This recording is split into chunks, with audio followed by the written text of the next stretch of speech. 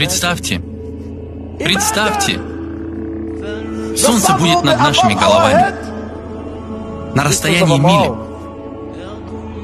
На расстоянии мили. Пророк, мир ему и благословение, сказал: люди будут продолжать потеть, потеть и потеть.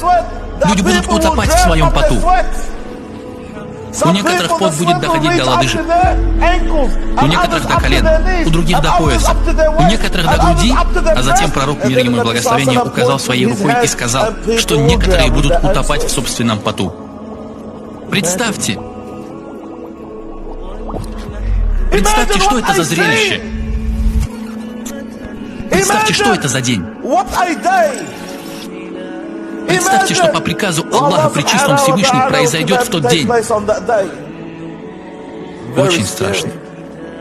Разве не думают люди, что они будут воскрешены в день ужаса?